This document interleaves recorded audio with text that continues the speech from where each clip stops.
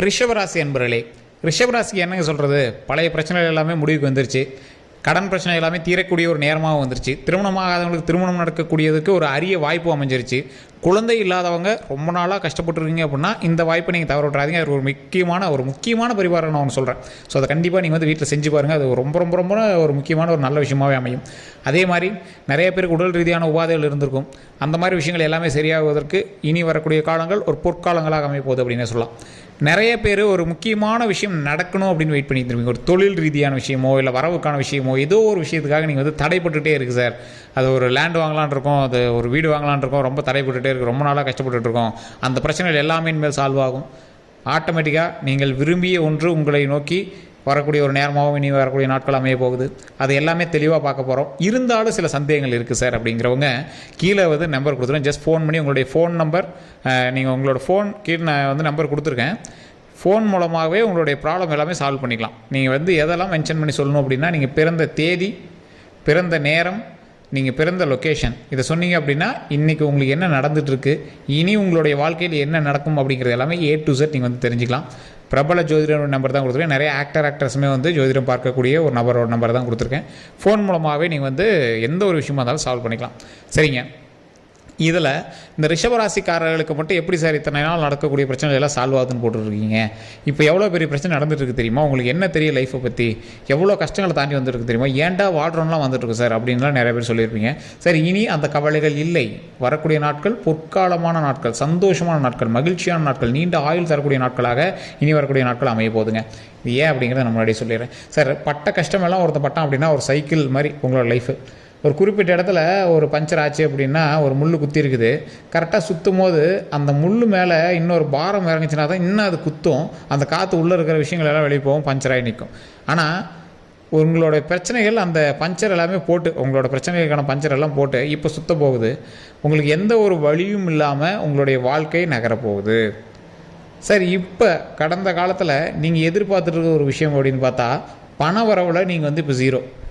ஏதோ ஒரு வகையில் நீங்கள் கடன் பிரச்சனை தவிச்சிட்ருப்பீங்க. ஒரு 170% பேர் ரிஷபராசியில் கடன் பிரச்சனை தவிச்சிருப்பீங்க. ஒரு இஎம்ஐயாவது கண்டிப்பாக போயிட்டுருக்கும்.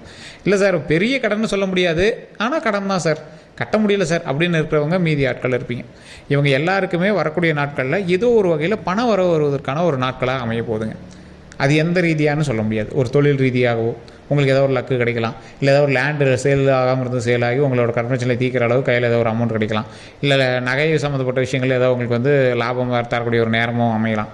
ஸோ இந்த மாதிரி காலகட்டங்களை பொறுத்த வரைக்கும் உங்களுடைய வாழ்நாட்களில் நீங்கள் ரொம்ப கஷ்டப்பட்ட ஒரு விஷயம், சார் இதுக்காக நான் ரொம்ப மெனக்கட்டேன் சார், என்ன அவுட்புட்டே கிடைக்கல அப்படிங்கிறதெல்லாம் இப்போ வரக்கூடிய நாட்களில் கிடைக்க போகுது.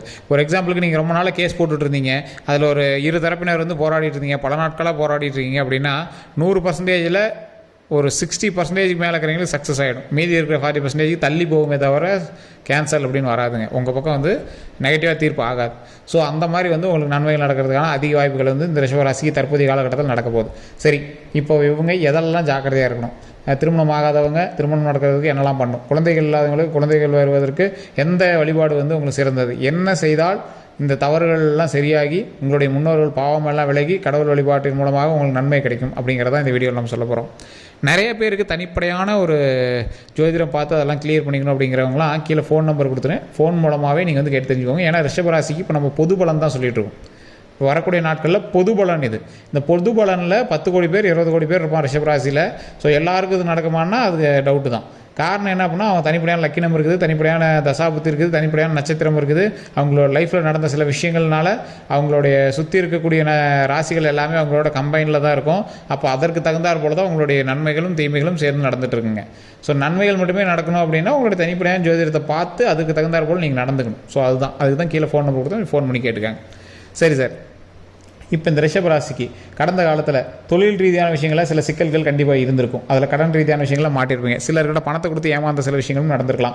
அதே மாதிரி உங்களுக்கு இந்த விஷயத்தை செஞ்சு தரேன் அப்படின்னு உங்கள்கிட்ட பணத்தை வாங்கிட்டு ரொம்ப இழுக்கடிச்சிட்டு இருக்கிற நாட்களும் உங்களுக்கு இருக்கலாம். நிறைய பேமெண்ட் டிலே உங்களுக்கு இருக்கலாம், பில் பாஸ் ஆகாமல் இருக்கலாம். நிறைய இந்த மாதிரி இழுவைகள் இருக்கக்கூடிய ஒரு சில விஷயங்கள் நிறையாவே உங்களுக்கு இருந்துருக்கு அப்படின்னு தான் சொல்லணும். இந்த பிரச்சனைகள்லாம் வெளிவிடுவதற்கு ஒரு முக்கியமான ஒரு நாட்களாக வரக்கூடிய நாட்கள் அமைய போகுதுங்க. திருமணம் நடக்காதவங்க கண்டிப்பாக நீங்கள் இந்த வாய்ப்பை பயன்படுத்தி திருமணம் செய்வதற்கான ஸ்டெப் ஸ்டெப்பை வந்து எடுங்க. இதற்கு மேலே நன்மைகள் தான் அப்படின்னே சொல்லலாம், தெளிவாக சொல்லலாம். சரி, இந்த நாட்களில் நீங்கள் திருமணம் நடக்காதவங்க வணங்க வேண்டிய முக்கியமான தெய்வம், எல்லாரும் வணங்க வேண்டிய தெய்வம் ஃபஸ்ட்டு குலதெய்வம்.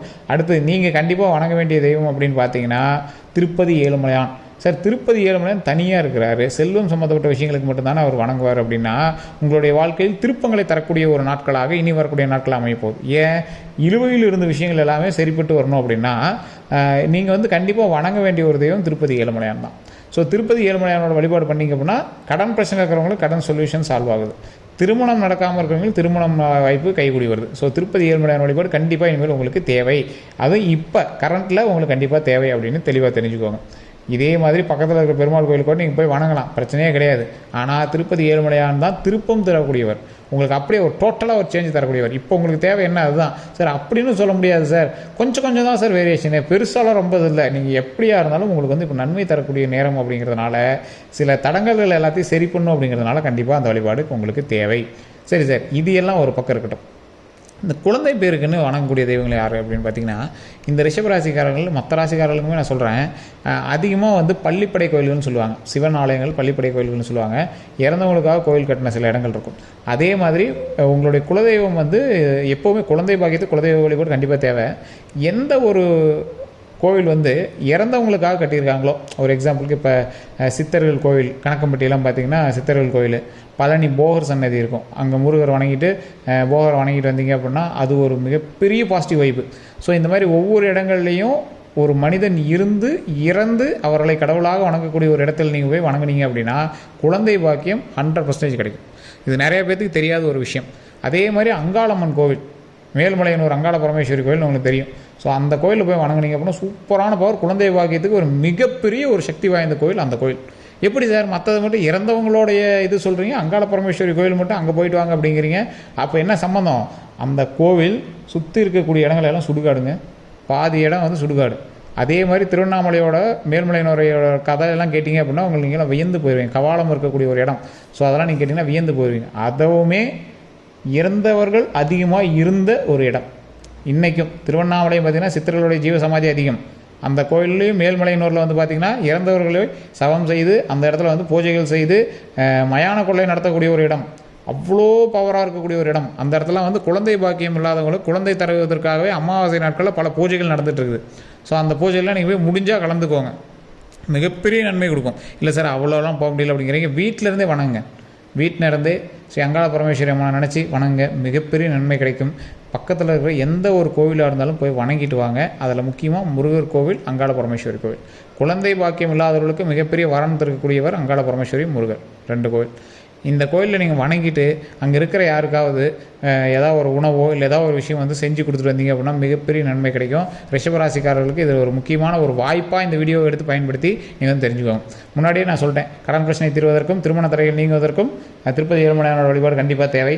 அதற்குமே நீங்கள் வந்து பார்த்தீங்கன்னா சனிக்கிழமை நாட்களில் ஒரு கோவில்லையோ இல்லை வேறு ஏதாவது ஒரு இடத்துல புளியோதரை, அதாவது புளி சாதமோ அல்லது எலுமிச்சை சாதமோ தயிர் சாதமோ இல்லை ஏதோ ஒன்று வந்து அங்கே இருக்கக்கூடிய மக்களுக்கு சனிக்கிழமை தோறும் ஒரு 4 பேர்த்துக்காவது அங்கே போய் கொடுங்க. அதனால் உங்களுடைய பாவங்கள் குறையும், புண்ணியங்கள் ஏறும், கடன் பிரச்சனைகள் தீரும், உடல் ரீதியான உபாதைகள் எல்லாமே சரியாகும்.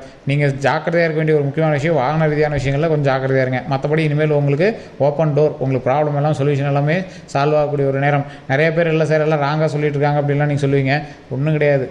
100க்கு 80% உங்களுக்கு வந்து ப்ராப்ளமே கிடையாது, நீங்கள் ஜாலியாக மூவ் ஆகலாம்.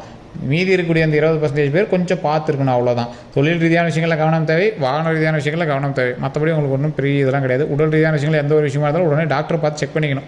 ஸோ அதை வந்து ஜோதிடத்து ரீதியாக நம்பிட்டு நீங்கள் வந்து வெயிட் பண்ணிட்டு இருக்கக்கூடாது. அது மட்டும் தானே தவிர உங்களுக்கு எந்த ஒரு இஷ்யூவும் கிடையாது. அதே மாதிரி நீங்கள் திருப்பதி ஏழுமலையான் வழிபாடு எப்பவும் போல் பண்ணுங்கள். குழந்தை வரம் வேண்டுபவர்கள் முருகரையும், அதே மாதிரி இறந்த மனிதர்களோட கோவில்கள் எதுவாக இருந்தாலும் சரி, கணக்கம்பட்டி சித்தர் கோவில் இருக்கும், அதே மாதிரி சிவாலயத்துக்கெலாம் போனீங்கன்னா ஒவ்வொரு கோவிலுக்கும் ஒவ்வொரு வகையான பேர் வச்சு அழைச்சிருப்பாங்க. பள்ளிப்படை கோயில்களாக இருந்துச்சு அப்படின்னா இன்னும் பவர் அதிகம். ஸோ அந்த மாதிரி கோயில்கள் நீங்கள் வணங்கினீங்க அப்படின்னா மிகப்பெரிய நன்மை. அங்காள பரமேஸ்வரி கோயில் மேல்மலையனூர் மிக பெரிய நன்மை. ஸோ முடிஞ்சால் அந்த கோயிலுக்கு நீங்கள் ஒரு டைம் போயிட்டு வாங்க, அது மிகப்பெரிய நன்மை தரக்கூடிய ஒரு கோவிலாகவும் இருக்கும். ஸோ இதுதான் வந்து நான் உங்களுக்கு சொல்லணும் அப்படின்னு ஆசைப்பட்டது. இது உண்மை அப்படின்னா மறக்காம கமெண்ட் செக்ஷனில் பதிவிடுங்க. ஏற்கனவே இந்த கோயிலுக்கு போனவங்க அல்லது இந்த மாதிரி விஷயங்கள் உண்மை தான் சார், இதை நாங்கள் ட்ரை பண்ணி பார்த்துருக்கோம் அப்படிங்கிறவங்க கண்டிப்பாக கமெண்ட் செக்ஷனில் பதிவிடுங்க. அதே மாதிரி இனி வரக்கூடிய வீடியோக்களில் ஒவ்வொரு விஷயமும் சொல்ல போகிறேன். இந்த விஷயங்கள் செய்து இதனால் பலனடைந்தவர்கள் மறக்காமல் கமெண்ட் செக்ஷனில் பதிவிடுவாங்க. ஸோ அந்தளவுக்கு தெளிவாக இது செஞ்சால் இது நடக்கும் அப்படிங்கிறத ஆப்டாக உங்களுக்கு எல்லாமே ஃப்ரீயாக அதில் வந்து நம்ம சொல்ல போகிறோம். ஸோ அது எல்லாத்தையும் நீங்கள் வந்து தெரிஞ்சுக்கிட்டு அதே மாதிரி நீங்கள் வந்து வீட்டில் ட்ரை பண்ணி பாருங்கள். எதுவுமே ரொம்ப செலவு பண்ணியெல்லாம் பண்ணுங்கிற அவசியமே கிடையாது. கீழே ஃபோன் நம்பர் இருக்குது, அதில் ஃபோன் பண்ணி நீங்கள் வந்து உங்களோட டவுட்டு கிளியர் பண்ணிக்கலாம். ஸோ இது மாதிரி உங்களுக்கு வேறு எந்த கருத்துக்கள் இருந்தாலும் மறக்காம கமெண்ட் செக்ஷனில் பதிவிடுங்க. அதே மாதிரி இந்த வீடியோ நீங்கள் வந்து ஃபேஸ்புக்கில் பார்த்துருக்கீங்க அப்படின்னா ஃபாலோ பண்ணிக்கோங்க. யூடியூப்பில் பார்த்துருக்கீங்க அப்படின்னா சப்ஸ்கிரைப் பண்ணி பக்கத்தில் பெல் பட்டன் ப்ரெஸ் பண்ணி அதில் ஆல் அப்படின்னு கிளிக் பண்ணிக்கோங்க. எல்லோருக்கும் நன்றி நண்பர்களே.